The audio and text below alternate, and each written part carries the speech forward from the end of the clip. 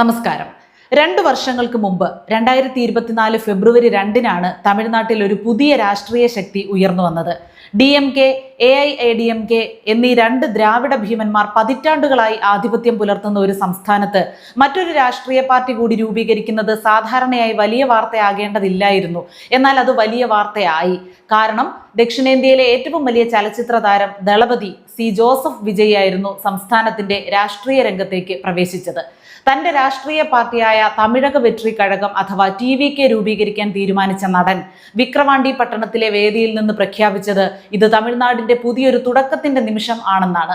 അന്ന് ഭൂരിഭാഗം രാഷ്ട്രീയ നിരീക്ഷകരും തിരഞ്ഞെടുപ്പ് വിദഗ്ധരും രാഷ്ട്രീയത്തിൽ വിജയുടെ സ്വാധീനത്തെ സംശയിക്കുകയും അദ്ദേഹം പരമാവധി ഒരു കിങ് മേക്കർ മാത്രമായിരിക്കുമെന്നും ഒരിക്കലും ഒരു കിങ് ആകില്ലെന്നും വാദിച്ചിരുന്നു. എന്നാൽ 2026 മെയ് 4-ലേക്ക് എത്തുമ്പോൾ കാര്യങ്ങൾ മാറിമറിഞ്ഞു. തമിഴ്നാട് നിയമസഭാ തിരഞ്ഞെടുപ്പ് ഫലം പ്രഖ്യാപിക്കപ്പെട്ടപ്പോൾ നീണ്ട 6 പതിറ്റാണ്ടുകൾക്ക് ശേഷം ആദ്യമായി തമിഴ്നാട്ടിലെ ജനങ്ങൾ പ്രമുഖ ദ്രാവിഡ പാർട്ടികളെ വോട്ട് ചെയ്ത് പുറത്താക്കുകയും നടനിൽ നിന്ന് രാഷ്ട്രീയക്കാരനായി മാറിയ വിജയ് നയിക്കുന്ന മുന്നണിയെ തിരഞ്ഞെടുക്കുകയും ചെയ്തു. മെയ് 10-ന് വിജയ് തമിഴ്നാട് മുഖ്യമന്ത്രിയായി സത്യപ്രതിജ്ഞ ചെയ്തെങ്കിലും അദ്ദേഹത്തെക്കുറിച്ചുള്ള സംശയങ്ങൾ അപ്പോഴും നിലനിന്നിരുന്നു. ഇത്തവണ അത് ഭരണ നിർവഹണത്തെക്കുറിച്ചായിരുന്നു. ഒരു നടന് ക്യാമറയ്ക്ക് മുന്നിൽ മാത്രമേ ജോലി ചെയ്യാൻ അറിയൂ എന്നും ഭരണത്തിൽ യാതൊരു പരിചയവുമില്ലെന്നും വിജയുടെ രാഷ്ട്രീയ എതിരാളികൾ വാദിച്ചു. വിജയ് തന്റെ പൂർണ്ണ കാലാവധി പൂർത്തിയാക്കില്ലെന്ന് പോലും ചില നേതാക്കൾ അവകാശപ്പെട്ടു. ഇത്തരം ആക്ഷേപങ്ങൾക്കെല്ലാം ഇടയിൽ വിജയ് മുഖ്യമന്ത്രിയായി 1 മാസത്തിലേറെ പിന്നിടുമ്പോൾ തന്റെ ഭരണ നടപടികളിലൂടെ അദ്ദേഹം ജനങ്ങൾക്ക് കൃത്യമായ സന്ദേശമാണ് നൽകുന്നത്. രാഷ്ട്രീയ ഇടപെടലുകൾ ഇല്ലാതെ, കുറ്റവാളികൾക്കെതിരെ ഭയമില്ലാതെ നടപടിയെടുക്കാൻ ജില്ലാ കളക്ടർമാർക്കും പോലീസ് മേധാവിമാർക്കും വിജയ് നൽകിയ നിർദ്ദേശങ്ങളും സ്വാധീനമുള്ള പ്രതികൾക്ക് പോലും വേഗത്തിലും നിഷ്പക്ഷമായും നീതി ഉറപ്പാക്കണമെന്ന ആവശ്യവും തമിഴ്നാട്ടിലെ എല്ലാ പൊതുഗതാഗത ബസ്സുകളും എയർ കണ്ടീഷൻഡ് ആക്കും എന്ന പ്രഖ്യാപനവും മുഖ്യമന്ത്രി രാഷ്ട്രീയത്തെക്കാൾ ഭരണത്തിനാണ് മുൻഗണന നൽകുന്നത് എന്ന ധാരണ പൊതുജനങ്ങളിൽ ശക്തമാക്കിയിട്ടുണ്ട്. മുഖ്യമന്ത്രി ആയതു മുതൽ ദളപതി നൽകി വരുന്ന സന്ദേശവും ഇതുതന്നെയാണ്. നിയമസഭാ തിരഞ്ഞെടുപ്പ് പ്രചാരണ വേളയിൽ വിജയുടെ പാർട്ടി നിരവധി വാഗ്ദാനങ്ങൾ പ്രഖ്യാപിച്ചിരുന്നു. തമിഴ്നാട്ടിലെ ജനങ്ങളോട് തന്നെ പൂർണ്ണമായി വിശ്വസിക്കാൻ ആവശ്യപ്പെട്ട വിജയ് വ്യാജ വാഗ്ദാനങ്ങൾ നൽകി വോട്ടർമാരെ ചതിക്കില്ല എന്ന് ഉറപ്പും നൽകിയിരുന്നു. വോട്ടെടുപ്പ് ദിവസം തമിഴ്നാട്ടിലെ ജനങ്ങൾ അവരുടെ വാഗ്ദാനം പാലിച്ചു. തുടർന്ന് അത് നടപ്പിലാക്കേണ്ട ഊഴം വിജയുടേതായിരുന്നു. അധികാരമേറ്റ് മണിക്കൂറുകൾക്കകം വിജയ് 200 യൂണിറ്റ് സൗജന്യ വൈദ്യുതി പ്രഖ്യാപിച്ചു. വാർത്തകൾ പ്രകാരം ഈ തീരുമാനം സംസ്ഥാനത്തെ ഏകദേശം 2.4 കോടി ഗാർഹിക വൈദ്യുതി കണക്ഷൻ ഉടമകൾക്ക് പ്രയോജനം ചെയ്യുന്നതാണ്. മയക്കുമരുന്ന് കടത്ത്, വിൽപ്പന, ഉപയോഗം എന്നിവ തടയുന്നതിനും കർശനമായി ശിക്ഷിക്കുന്നതിനുമായി തമിഴ്നാട്ടിലെ എല്ലാ ജില്ലകളിലും അദ്ദേഹം ഒരു ആന്റി ഡ്രഗ് ടാസ്ക് ഫോഴ്സ് ആരംഭിച്ചു. ഈ ടാസ്ക് ഫോഴ്സിന്റെ പ്രവർത്തനം താൻ നേരിട്ട് നിരീക്ഷിക്കുമെന്നും വിജയ് ഉറപ്പാക്കി. സ്ത്രീകൾക്കും കുട്ടികൾക്കുമെതിരെയുള്ള കുറ്റകൃത്യങ്ങൾ തടയുന്നതിനും പരാതികളിൽ വേഗത്തിലുള്ള നടപടിയും പരിഹാരവും ഉറപ്പാക്കുന്നതിനുമായി മുഖ്യമന്ത്രി സ്ത്രീകൾക്കായി ഒരു പ്രത്യേക ടാസ്ക് ഫോഴ്സ് രൂപീകരിക്കുകയും അതിന് സിംഗപ്പൺ സ്പെഷ്യൽ ടാസ്ക് ഫോഴ്സ് എന്ന് പേരിടുകയും ചെയ്തു. അധികാരത്തിൽ വന്ന് 48 മണിക്കൂറിനുള്ളിൽ സംസ്ഥാനത്തുടനീളമുള്ള ആരാധനാലയങ്ങൾ, വിദ്യാഭ്യാസ സ്ഥാപനങ്ങൾ, ബസ് സ്റ്റാൻഡുകൾ എന്നിവയ്ക്ക് സമീപം പ്രവർത്തിക്കുന്ന 717 തമിഴ്നാട് സ്റ്റേറ്റ് മാർക്കറ്റിംഗ് കോർപ്പറേഷൻ മദ്യവിൽപ്പനശാലകൾ അടച്ചുപൂട്ടാൻ വിജയ് ഉത്തരവിട്ടു. ക്ഷേത്രങ്ങൾ, മസ്ജിദുകൾ, പള്ളികൾ, സ്കൂളുകൾ, കോളേജുകൾ, ബസ് സ്റ്റാൻഡുകൾ എന്നിവയുടെ 500 മീറ്റർ ചുറ്റളവിൽ പ്രവർത്തിക്കുന്ന ഇത്തരം സർക്കാർ മദ്യശാലകൾ 2 ആഴ്ചയ്ക്കകം പൂട്ടാനാണ് അധികൃതർക്ക് അദ്ദേഹം നിർദ്ദേശം നൽകിയത്. ഈ തീരുമാനത്തിലൂടെ ആരാധനാലയങ്ങൾക്ക് സമീപമുള്ള 276 മദ്യശാലകളും സ്കൂളുകൾക്കും കോളേജുകൾക്കും സമീപമുള്ള 186 എണ്ണവും ബസ് ടെർമിനലുകൾക്ക് സമീപമുള്ള 255 എണ്ണവും അടച്ചുപൂട്ടി. പൊതുജനങ്ങൾ ഒത്തുകൂടുന്ന സ്ഥലങ്ങൾ മദ്യപന്മാരിൽ നിന്ന് മുക്തമാക്കുമെന്ന തന്റെ വാഗ്ദാനം വിജയ് ഇതിലൂടെ നിറവേറ്റി. എന്നിരുന്നാലും ചില തെരഞ്ഞെടുപ്പ് വാഗ്ദാനങ്ങൾ ഇനിയും നടപ്പിലാക്കാനുണ്ട്. അവ ഉടൻ തന്നെ നടപ്പിലാക്കുമെന്നാണ് സർക്കാർ വ്യക്തമാക്കുന്നത്. നയപരമായ പ്രഖ്യാപനങ്ങളെക്കാളും ഭരണത്തെക്കാളും വിജയുടെ പ്രവർത്തന ശൈലിയുടെ പ്രതീകാത്മകതയാണ് ഇപ്പോൾ ശ്രദ്ധാകേന്ദ്രമാകുന്നത്. തമിഴ്നാട്ടിലെ രാഷ്ട്രീയ വർഗത്തെ പണ്ടേ നിർവചിച്ചിരുന്ന ഒരു പരമ്പരാഗത വെള്ള വേഷ്ടിയുണ്ടായിരുന്നു, ഒരു വെള്ള മുണ്ടും ഷർട്ടും. അതിനു പകരമായി കൃത്യമായി തുന്നിച്ചേർത്ത കറുത്ത സ്യൂട്ടും വെള്ള ഷർട്ടും ധരിച്ചാണ് എല്ലാ ദിവസവും രാവിലെ മുഖ്യമന്ത്രി കൃത്യസമയത്ത് സെക്രട്ടേറിയറ്റിൽ എത്തുന്നത്.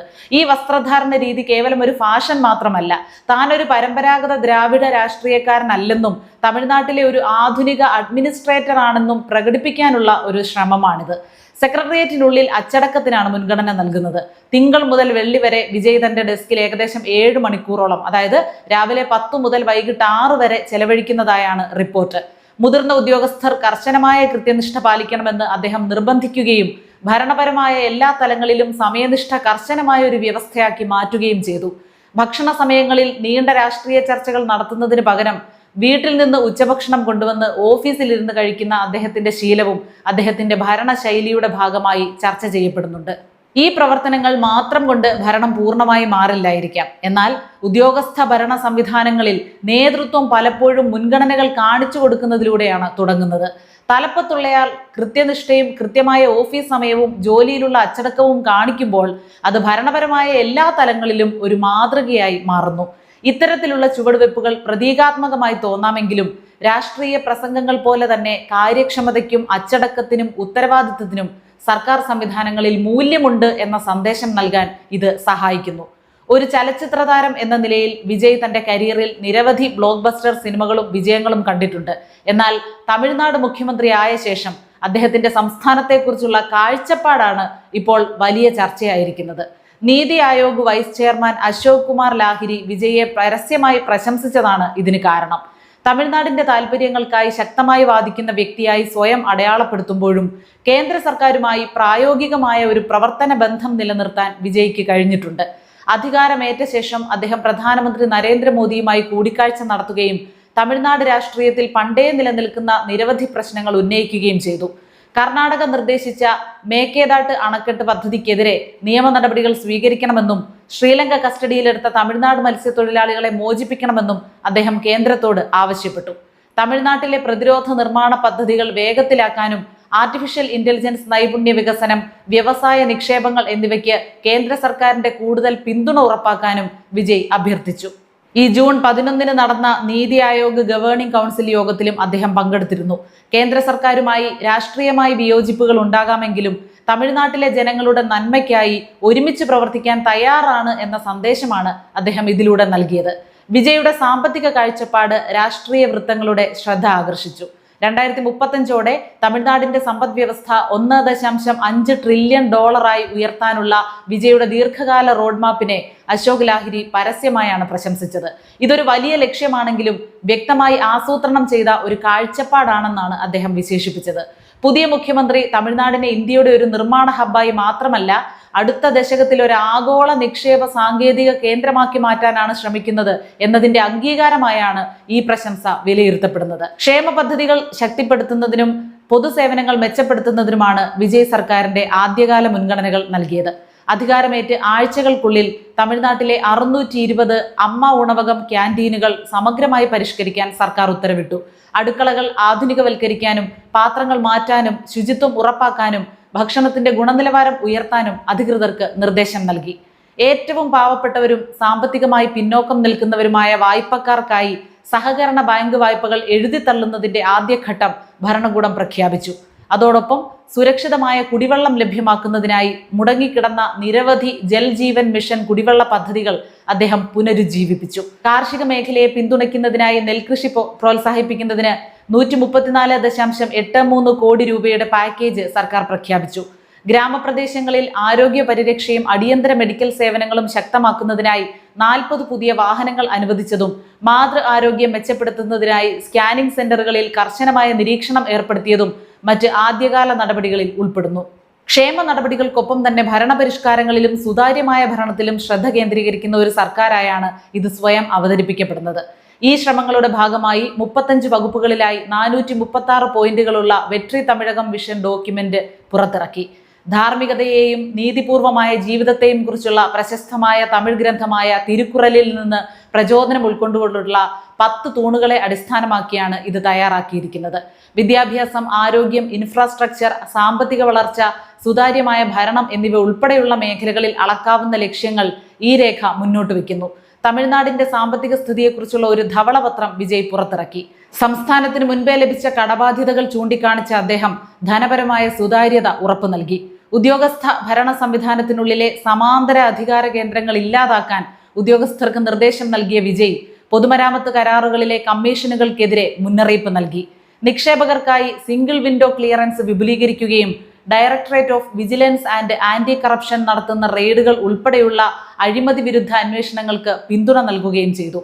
മുൻ DMK ഭരണകാലത്ത് അനുമതി നൽകിയിരുന്ന 245.85 കോടി രൂപയുടെ 46 Hindu religious and charitable endowment വകുപ്പ് പദ്ധതികളുടെ ഭരണാനുമതി വിജയ് റദ്ദാക്കി.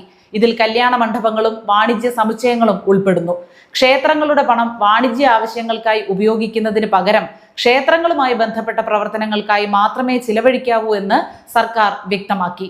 റദ്ദാക്കിയ പദ്ധതികളിൽ നിന്ന് ഒഴിവാകുന്ന ഫണ്ട് ഉപയോഗിച്ച് ക്ഷേത്രങ്ങൾക്കും ഭക്തർക്കുമായി പുതിയ പദ്ധതികൾ ആവിഷ്കരിക്കുമെന്നും സർക്കാർ അറിയിച്ചിട്ടുണ്ട്. ക്ഷേമ പദ്ധതികൾ സുഗമമാക്കുന്നതിനായി തമിഴ്നാട് സിറ്റിസൺ പ്രിവിലേജ് കാർഡ്, സർക്കാർ സേവനങ്ങൾക്കായി Vetri Tamil Nadu super app, right to services act, ഭരണത്തിൽ ആർട്ടിഫിഷ്യൽ ഇന്റലിജൻസ് ഉപയോഗിക്കുന്നതിനായി ഒരു പ്രത്യേക വകുപ്പ് എന്നിവയും അദ്ദേഹം വിഭാവനം ചെയ്യുന്നുണ്ട്. സാങ്കേതിക വിദ്യയിൽ ഊന്നിയുള്ള ഭരണവും ഉദ്യോഗസ്ഥരുടെ ഉത്തരവാദിത്വവും ക്ഷേമ പദ്ധതികളും ഒരുമിച്ച് കൊണ്ടുപോകാനാണ് വിജയ് ഇതിലൂടെ ശ്രമിക്കുന്നത്. 2 പതിറ്റാണ്ടിലേറെക്കാലം സി ജോസഫ് വിജയ് തന്റെ വമ്പൻ റിലീസുകളിലൂടെ വെള്ളിത്തിര കീഴടക്കിയിരുന്നു. ഇപ്പോൾ തമിഴ്നാട് മുഖ്യമന്ത്രി എന്ന നിലയിൽ അതേ സിനിമാറ്റിക് ശൈലിയിലാണ് അദ്ദേഹം തന്റെ ഭരണത്തിന്റെ തിരക്കഥയും അവതരിപ്പിക്കാൻ ശ്രമിക്കുന്നത്. TVK സർക്കാരിന് ചില വിവാദങ്ങളെ നേരിടേണ്ടി വന്നിട്ടുണ്ടെങ്കിലും വിജയ് സ്വയം ഒരു ശക്തനായ, കാര്യങ്ങൾ നേരിട്ട് നടപ്പിലാക്കുന്ന നേതാവായി ഉയർത്തിക്കാട്ടുന്നു. ഒരു നടന് കാര്യക്ഷമനായ ഒരു ഭരണാധികാരിയാകാൻ കഴിയുമോ എന്ന ചോദ്യം ചെയ്ത രാഷ്ട്രീയ എതിരാളികളുടെ വായടപ്പിക്കാൻ കൂടിയുള്ളതാണ് അദ്ദേഹത്തിന്റെ ഈ ഭരണം.